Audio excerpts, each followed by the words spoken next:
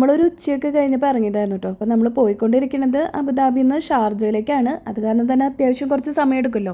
പിന്നെ നമ്മുടെ ഇന്നത്തെ യാത്ര എന്ന് പറയുന്നത് നമ്മുടെ ഷാർജ ഡെസേർട്ട് പാർക്കിലേക്ക്. അതവിടെ വന്നിട്ട് കുറച്ച് നാളായെന്ന് അറിയാം. പക്ഷെ നമുക്ക് എന്തായാലും അബുദാബിയിൽ നിന്ന് ഷാർജ വരെ പോകണമല്ലോ എന്ന് ആലോചിക്കുന്ന കാരണം നമ്മൾ ഇതുവരെ പോയിട്ടില്ല. എന്തായാലും ഈ ഒരു വീഡിയോ എന്ന് പറയുന്നത് കുറച്ച് ദിവസങ്ങൾ അല്ലെങ്കിൽ കുറച്ച് മാസങ്ങൾക്ക് മുന്നാണ് കേട്ടോ. അതായത് ഇത്രയും ചൂടൊന്നും തുടങ്ങിയിട്ടില്ല. നമ്മൾ കഴിഞ്ഞ വെക്കേഷന് നാട്ടിൽ പോയിട്ട് വന്നിട്ടുള്ളതിൻ്റെ ആ ഒരു അടുത്ത്, അതായത് ഒരു സെപ്റ്റംബർ ഒക്ടോബർ ആ ഒരു ടൈം ആയിട്ടുണ്ടായിരുന്നുള്ളൂ. അത് കാരണം വലിയ ചൂടൊന്നും ഉണ്ടായിരുന്നില്ല. ചൂട് കുറവുള്ള ഒരു സമയത്തായിരുന്നു നമ്മൾ പോയിട്ടുണ്ടായിരുന്നത്. അങ്ങനെ 1 മണിക്കൂറൊക്കെ കഴിഞ്ഞ് 1.5 മണിക്കൂർ എടുക്കും എനിക്കറിയില്ല. എന്തായാലും നമ്മൾ ദുബായിലേക്ക് എത്തിയിട്ടുണ്ട്. അങ്ങനെ നമ്മൾ ഗൂഗിൾ മാപ്പൊക്കെ ഇട്ടിട്ടാണ് നമ്മൾ ലൊക്കേഷനിലേക്ക് പോയിക്കൊണ്ടിരിക്കുന്നത്. നമ്മൾ അബുദാബിയിൽ നിന്ന് ഷാർജ വരെയുള്ള യാത്രകൾ നമുക്ക് കുറവാണ്. പക്ഷെ നമ്മൾ Dubai to Abu Dhabi to Abu Dhabi to Dubai യാത്രകളൊക്കെ നമുക്ക് ഇടയ്ക്കിടയ്ക്ക് ഉണ്ടാവാറുണ്ട്. അങ്ങനെ ഫൈനലി നമ്മുടെ ഇന്നത്തെ ലൊക്കേഷനിലേക്ക് എത്തി. ഷാർജ ഡെസേർട്ട് പാർക്കിൻ്റെ അവിടേക്ക് എത്തിയിട്ടോ. വലിയ തിരക്കൊന്നും ഉണ്ടായിരുന്നില്ല. അത് കാരണം നമ്മൾ വേഗം തന്നെ അവിടെ നിന്ന് ടിക്കറ്റൊക്കെ എടുത്തിട്ട് കയറി. പിന്നെ നമ്മളൊരു ശ്രദ്ധിക്കേണ്ട ഒരു കാര്യം എന്താണെന്ന് വെച്ച് കഴിഞ്ഞാൽ, നമ്മൾ അവിടെ ടിക്കറ്റ് എടുക്കുമ്പോൾ നമ്മൾ ക്യാഷ് ആയിട്ട് തന്നെ ക്യാഷ് പേയ്മെൻറ്റ് തന്നെ ചെയ്യണം കേട്ടോ. അതായത് കാർഡൊന്നും അവിടെ അക്സെപ്റ്റ് ചെയ്യില്ല.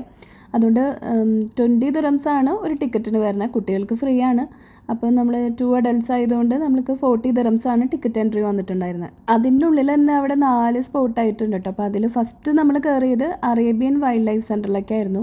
ഈ ഒരു ഭാഗം എനിക്ക് വലിയ ഇൻട്രസ്റ്റ് ഇല്ല. അത് സ്നേക്കിൻ്റെ സെക്ഷനാണ് കേട്ടോ. സ്നേക്ക് എന്നൊക്കെ വെച്ച് കഴിഞ്ഞാൽ നമ്മുടെ നാട്ടിൽ കാണാൻ ഒന്നല്ല. കാരണം ഇവിടുത്തെ നല്ല ഡെസേർട്ടിലുള്ള നല്ല ഉഗ്ര വിഷമുള്ള ഐറ്റംസാണ് ഇതിനുള്ളൊക്കെ കിടക്കുന്നത്. അപ്പോൾ അതുകാരണം നമ്മൾ ആ സെക്ഷൻ്റെ ആ ഭാഗത്ത് അത്ര അധികം നിന്നില്ല. കുറച്ച് നേരം വേഗം കണ്ടിട്ട് അവിടെ നിന്ന് ഇറങ്ങി. കാണാൻ വലിയ ഇൻട്രസ്റ്റ് ഉള്ളൊരു ഭാഗമല്ല അത്.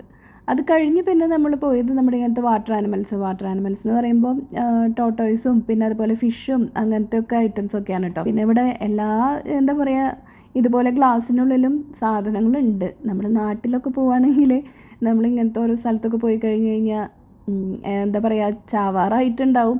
അധികം അനക്കൊന്നും ഉണ്ടാവില്ല. പിന്നെ എവിടെയാണ് കൂടിനകത്ത് കിടക്കണേന്നൊക്കെ ഉള്ളത് നമ്മൾ തപ്പി കണ്ടുപിടിക്കണം. എവിടെയാണ് ആ ഒരു സാധനം ഇരിക്കണേന്നുള്ളത്. ബോർഡ് പുറത്തുണ്ടാവും, പക്ഷെ അത് ആ ഒരു ജീവി എവിടെയാണെന്നുള്ളത് കുറച്ച് കഷ്ടപ്പെട്ട് വേണ്ടി വരും കണ്ടുപിടിക്കാനായിട്ട്. പിന്നെ നമ്മൾ പോയത് ബേർഡ്സിൻ്റെ ഒക്കെ കാണുന്ന ആ ഒരു ഭാഗത്തേക്കാണ് കേട്ടോ. എനിക്ക് ഇതിനുള്ളിലേക്ക് കയറിയപ്പോൾ ശരിക്കും നമ്മൾ അലയൻ സൂ പോയിട്ടുള്ളവർക്ക് അറിയാൻ പറ്റും. അവിടെ ഇതുപോലെ ബേർഡ്സിനെയൊക്കെ കാണുന്നതിൻ്റെ, അതായത് നമ്മൾ ഈ പെൻഗിനെയൊക്കെ കാണാൻ വേണ്ടിയിട്ട് വേറൊരു ഭാഗത്തേക്കാണല്ലോ പോവുക. ആ ഒരു സൈഡിൽ പോകുമ്പോൾ നമ്മളിങ്ങനെ നടക്കുമ്പോൾ പണ്ട് അപ്പച്ചനമ്മയൊക്കെ വന്നപ്പോൾ നമ്മൾ ആ ഒരു അലയൻ സൂവിൽ പോയപ്പോൾ ഇങ്ങനെ നമ്മുടെ ഈ തത്തയും ഇതൊക്കെ നമ്മുടെ അടുത്ത് വരും.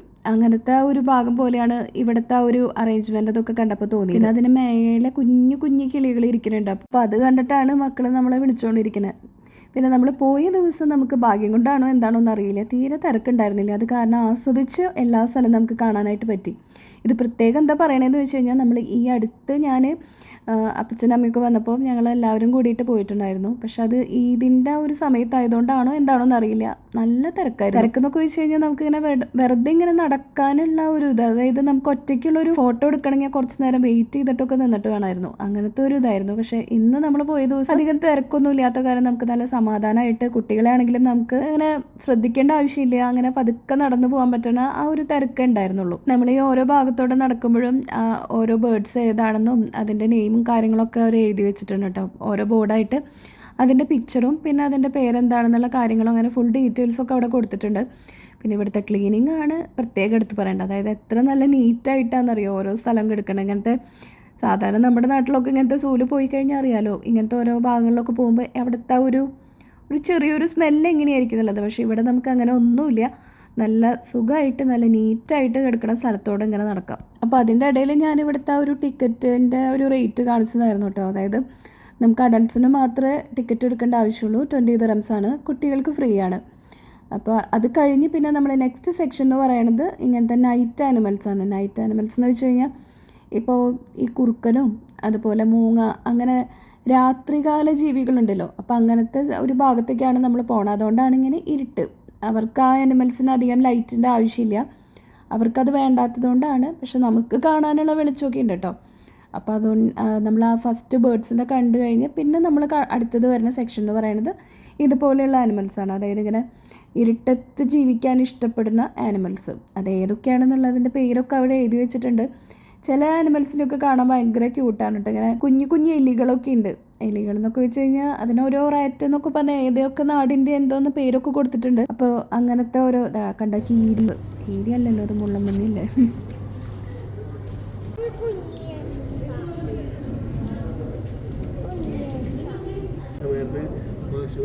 ആ അതന്നെ ശരിയാ മാഷ ഐലൻഡല്ലോ അത്.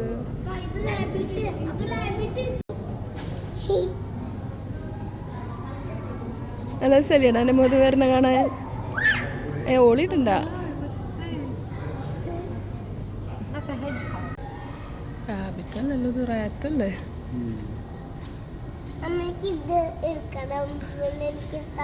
നീ അപ്പോട് പറഞ്ഞോ നിനക്ക് ഇഷ്ടാവുണ്ടെങ്കിൽ.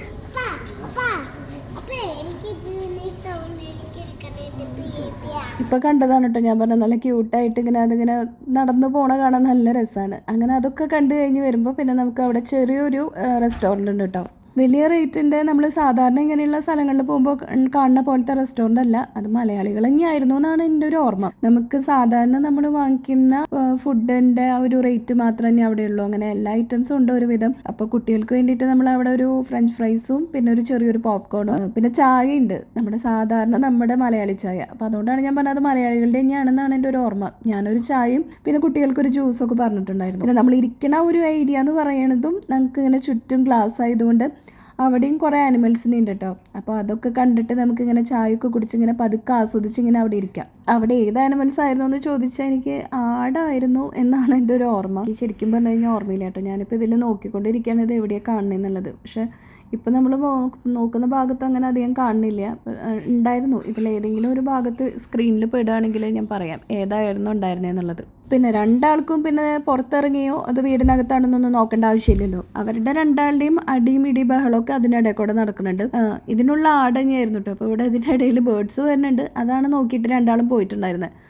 ഈ ഒരു ഭാഗത്ത് നോക്കിക്കഴിഞ്ഞാൽ കാണാനായിട്ട് പറ്റും കേട്ടോ. ആ ഒരു അറ്റത്തായിട്ട് ഇങ്ങനെ കുഞ്ഞു കുഞ്ഞു ആട്ടിൻകുട്ടികളുണ്ടായിരുന്നു. അതായത് ഇവിടെ കാണുന്ന ടൈപ്പ് ആടുകളുണ്ടല്ലോ, അപ്പോൾ അങ്ങനത്തെ. അപ്പോൾ ഫ്രഞ്ച് ഫ്രൈസ് വന്നു, പിന്നെ അതുപോലെ തന്നെ നഗറ്റ്സ് ആയിരുന്നു എന്തായിരുന്നു അങ്ങനത്തെ ആ ചിക്കൻ പോപ്കോൺ അങ്ങനത്തെ ആ ഒരു ഇത്.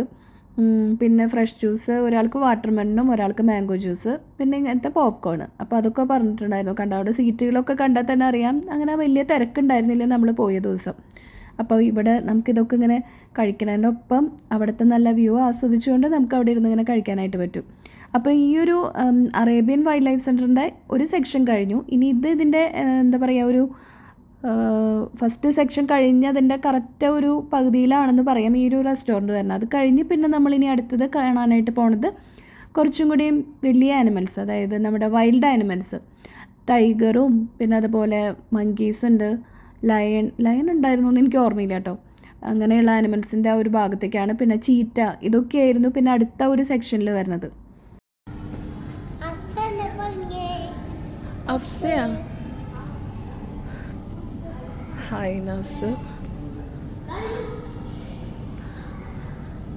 ഹൈന ദാ വരുന്നു, ദേ വരുന്നു അവിടെ അവിടെ അവിടെ.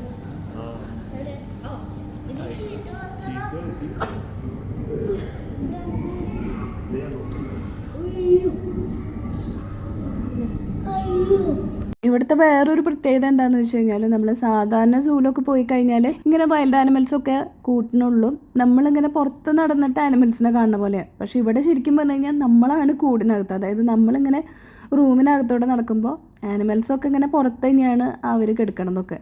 നമ്മളിങ്ങനെ ഗ്ലാസ്സിനുള്ളിൽ കൂടെയാണ് നടക്കുന്നത്. അപ്പോൾ നമ്മുടെ തൊട്ടടുത്തോടെ ഇങ്ങനെ നടന്നു പോവും. അതൊക്കെ നല്ല ഭംഗിയിൽ തന്നെ നമുക്ക് കാണാനായിട്ട് പറ്റും. അതാണ് ഞാൻ പറഞ്ഞത്, നമ്മുടെ നാട്ടിലൊക്കെ ആണെങ്കിൽ ഇങ്ങനെ കൂടിനകത്തത് ഏത് മൂലയിലാണ് കിടക്കണമെന്നുള്ളതൊക്കെ നമ്മളിങ്ങനെ കണ്ടുപിടിക്കണം. പിന്നെ എല്ലാം ഇങ്ങനെ ഉറക്കം തൂങ്ങിയിരിക്കണ പോലെ. ഇത് നല്ല ഉഷാറുള്ള സാധനങ്ങൾ തന്നെയായിരുന്നു കേട്ടോ ഇവിടെ ഉണ്ടായിരുന്നൊക്കെ. അപ്പോൾ അത് കഴിഞ്ഞ് നമ്മൾ അറേബ്യൻ വൈൽഡ് ലൈഫ് സെൻറ്റർ കണ്ടു.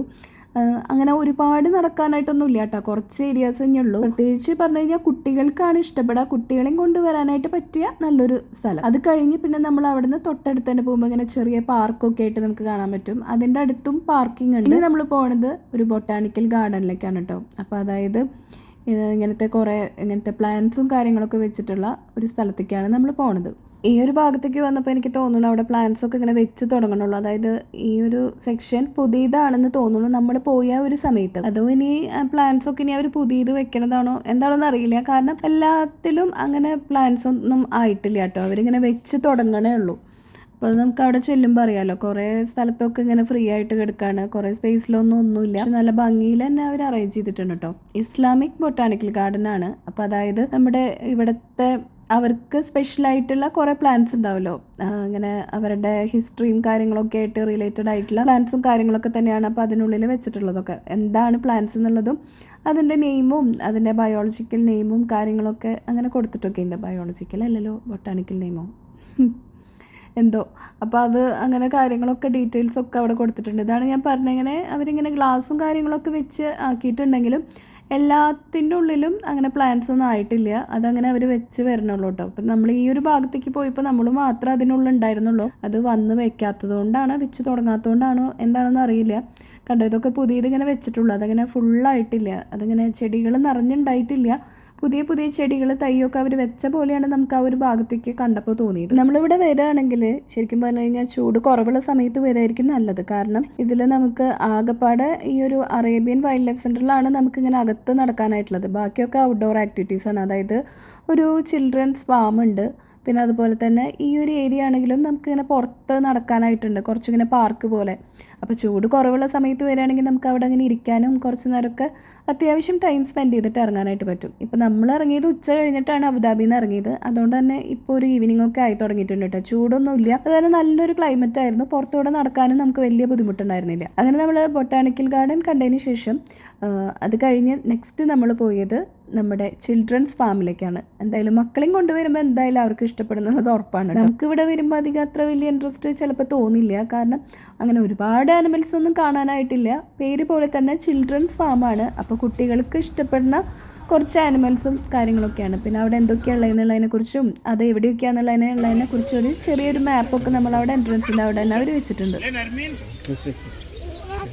എങ്ങനെയാ പോണേന്നമ്മ, എങ്ങനെയാ പോണ?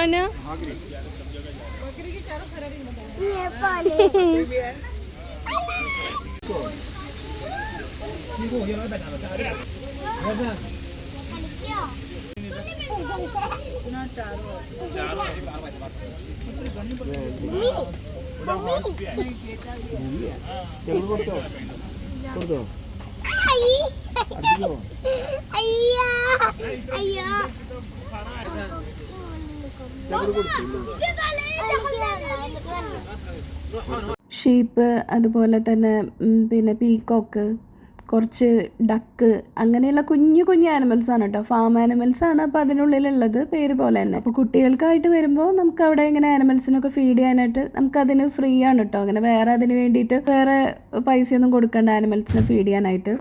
ഈ ഒരു വീഡിയോയിനിടയിൽ ചിലപ്പോൾ ഇടയ്ക്കിടയ്ക്ക് ചെറിയ ചെറിയ അപശബ്ദങ്ങളൊക്കെ കേട്ടെന്ന് വരാം. കാരണം ഇവിടെ അന്നമ്മ തൊട്ടടുത്ത് തന്നെ ഇരിക്കുന്നുണ്ട്. ഇവിടെ നിന്ന് പോകാൻ പറഞ്ഞിട്ട് കേൾക്കണില്ല. ഇടയ്ക്ക് ഓരോന്നൊക്കെ ഇങ്ങനെ തട്ടി മുട്ടി ഓരോ അനക്കമൊക്കെ ഉണ്ടാക്കിയിട്ടിരിക്കുന്നുണ്ട്. അപ്പോൾ എന്തായാലും ഷീപ്പിനും അങ്ങനെയുള്ള ആനിമൽസിനൊക്കെ ചേട്ടന് കൊടുക്കാനായിട്ട് തീരെ പേടിയില്ല. അപ്പോൾ ആദ്യം മോനെ എല്ലാത്തിനൊക്കെ കൊടുക്കുമായിരുന്നു. അപ്പോൾ അത് കണ്ടപ്പോൾ പിന്നെ അനിയത്തിക്കും കൊടുക്കാമെന്നായി. ഇതാണ് കേട്ടോ ഞാൻ പറഞ്ഞ ഡക്കിൻ്റെ ഒരു ഭാഗം എന്ന് പറയുന്നത്. അങ്ങനെ കുഞ്ഞു കുഞ്ഞു താറാവും ഇങ്ങനെയുള്ള കാര്യങ്ങളൊക്കെ അവിടെയുണ്ട്. അപ്പോൾ ഇതിൻ്റെ ഒരു ഭാഗത്ത് അവരിങ്ങനെ ചെറിയൊരു പോണ്ട് പോലെയൊക്കെ സെറ്റ് ചെയ്തിട്ടുണ്ട് ഇങ്ങനെയുള്ള ആ ബേർഡ്സിനൊക്കെ വേണ്ടിയിട്ട്. ഈ ഒരു ഭാഗത്തും അതിൻ്റെ ആനിമൽസിൻ്റെ പേരും കാര്യങ്ങളൊക്കെ അവിടെ എഴുതിയൊക്കെ വെച്ചിട്ടുണ്ട്. നമുക്ക് ആ ഒരു ഫീഡ് ചെയ്യാനായിട്ട് അതിൻ്റെ പുല്ലും കാര്യങ്ങളും എടുക്കുന്ന ആ ഒരു ഭാഗത്ത് നമുക്ക് എല്ലാ ആനിമൽസിനുള്ള ഫുഡൊന്നുമില്ല. ഈ ഇങ്ങനത്തെ ഷീപ്പിനും ഇതിന് വേണ്ടിയിട്ടാണ് അങ്ങനത്തെ പുല്ല് വൈക്കോല അങ്ങനത്തെ ഒരു ഭാഗം ഇരിക്കുന്നത്. അപ്പോൾ അതിൽ നിന്ന് നമുക്ക് ഇഷ്ടം പോലെ എടുക്കാം. ഇഷ്ടം പോലെ എന്ന് വെച്ച് കഴിഞ്ഞാൽ നമുക്കത് ഫ്രീ ആണ്. നമുക്കത് എടുത്തിട്ട് ഈ ആനിമൽസിനൊക്കെ ഫീഡ് ചെയ്യാം. പിന്നെ അവിടെ ഹോഴ്സ് എന്ന് എഴുതിയിട്ടുള്ളത് കണ്ടപ്പോൾ പക്ഷെ അതിനുള്ള ഹോഴ്സിനെ കണ്ടില്ല കേട്ടോ. ഹോഴ്സ് അവിടെ ഉണ്ടായിരുന്നില്ല. അത് എങ്ങോട്ടെങ്കിലും കൊണ്ടുപോയി കാണുമെന്ന് അറിയില്ല. പിന്നെ അതിൽ ക്യാമലുണ്ട്. അപ്പോൾ അങ്ങനെ അത്യാവശ്യം കുറച്ച് ആനിമൽസൊക്കെ ഉണ്ട്. കുട്ടികളായിട്ട് വരുമ്പോൾ എന്തായാലും അവർ നന്നായി എൻജോയ് ചെയ്യും. ഈ ഒരു ചിൽഡ്രൻസ് ഫാം എന്ന് പറയുന്നത് ഇങ്ങനെ ഒരു സർക്കിൾ ഷേപ്പിലാണ് കേട്ടോ. അപ്പോൾ നമ്മളിതിൻ്റെ ഫസ്റ്റ് റൗണ്ടിൻ്റെ ഒരു സൈഡിൽ നിന്ന് ഇങ്ങനെ തുടങ്ങിയിട്ട് നമ്മളിങ്ങനെ ചുറ്റി ആനിമൽസിനെ കണ്ട് നമ്മൾ എക്സിറ്റ് ആവും. അങ്ങനെയാണ്. അപ്പോൾ അതിൻ്റെ ലാസ്റ്റ് ഭാഗത്തേക്ക് വരുമ്പോഴാണ് ലവ് ബേർഡ്സിൻ്റെ ഒരു ഭാഗം വരുന്നത്. അപ്പോൾ അവിടെ കുറേ ലവ് ബേർഡ്സ് ഉണ്ട്.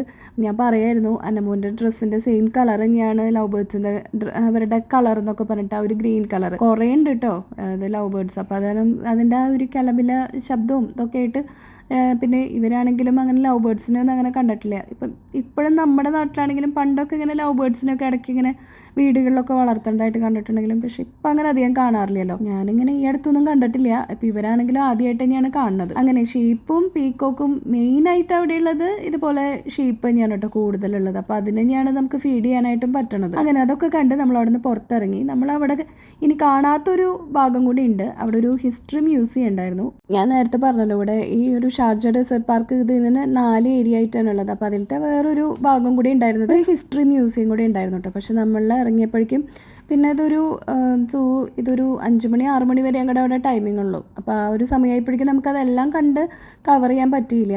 അപ്പോൾ അത് കാരണം നമ്മൾ ചിൽഡ്രൻസ് ഫാമാണ്. പിന്നെ കുട്ടികൾക്കാണെങ്കിലും ഇവർക്കിപ്പോൾ മ്യൂസിയം ഒന്നും കാണുമ്പോൾ അത്ര മനസ്സിലാവാനുള്ള ഒരു ഏജ് ആയിട്ടില്ലല്ലോ. അപ്പോൾ നമ്മൾ കൂടുതൽ നേരം ടൈം സ്പെൻഡ് ചെയ്തത് നമ്മുടെ ഫാമിൽ തന്നെയായിരുന്നു, ചിൽഡ്രൻസ് ഫാമിൽ. അങ്ങനെ അതൊക്കെ കഴിഞ്ഞ് പിന്നെ നമ്മൾ പുറത്തേക്ക് ഇറങ്ങി. പിന്നെ എന്തായാലും ഇനി നമ്മൾ അബുദാബിയിലേക്ക് എത്തുമ്പോൾ അത്യാവശ്യം കുറച്ച് സമയം ലേറ്റ് ആവുന്ന കാരണം നമ്മൾ ഇവിടെ നിന്ന് ഇറങ്ങിയിട്ട് പിന്നെ നമ്മളിവിടുത്തെ നമ്മുടെ സഫാരി മാൾ ഉണ്ടല്ലോ അവിടെ പോയി. അവിടെ നിന്നാണ് നമ്മൾ നമ്മുടെ ഫുഡൊക്കെ കഴിച്ച്. അങ്ങനെ അതൊക്കെ കഴിഞ്ഞ് ഫുഡും കഴിച്ച് കഴിഞ്ഞിട്ട് പിന്നെ നമ്മൾ നേരെ അബുദാബിയിലേക്ക് പോയി. ഇന്നത്തെ ഈ ഒരു ദിവസത്തെ കുറച്ച് വിശേഷങ്ങൾ നമ്മളുടെ ഈ ഷാർജ ഡെസേർട്ട് പാർക്കാണ് കേട്ടോ. നമ്മളത് കുറച്ച് നാളുകളായി ഇങ്ങോട്ട് വരണം എന്ന് വിചാരിച്ചിട്ട്, പക്ഷെ ഇപ്പോഴാണ് നമുക്ക് അതിന് ഒരു സമയം കിട്ടിയത്. എന്തായാലും ഒരു പ്രാവശ്യമൊക്കെ വന്ന് വിസിറ്റ് ചെയ്യാനായിട്ടുള്ളതുണ്ട് കേട്ടോ. നമ്മളിപ്പോൾ ഒരു പ്രാവശ്യമല്ല, ഈ അടുത്തും പിന്നെ നമ്മൾ വീട്ടിൽ നിന്ന് എല്ലാവരും വന്നപ്പോൾ അങ്ങനെ ഫാമിലി ട്രിപ്പായിട്ടും വന്നിട്ടുണ്ടായിരുന്നു. എന്തായാലും ചൂട് കുറവുള്ള സമയത്താണ് വിസിറ്റ് ചെയ്യാനായിട്ട് ഏറ്റവും നല്ലൊരു സമയം എന്ന് പറഞ്ഞാൽ. കാരണം ഇതിൽ കുറേ ഭാഗം നമുക്കിങ്ങനെ പുറത്തോടെ നടക്കാനായിട്ടുണ്ട്. അപ്പോൾ ചൂടുള്ള സമയത്താണെങ്കിൽ നമ്മൾ വാടി തളർന്നു പോകും. പക്ഷെ നല്ല ക്ലൈമറ്റൊക്കെ ഉള്ള നല്ലൊരു സമയത്ത് വരികയാണെങ്കിൽ നമുക്ക് അതിന് പുറത്തുള്ള പാർക്കിലൊക്കെ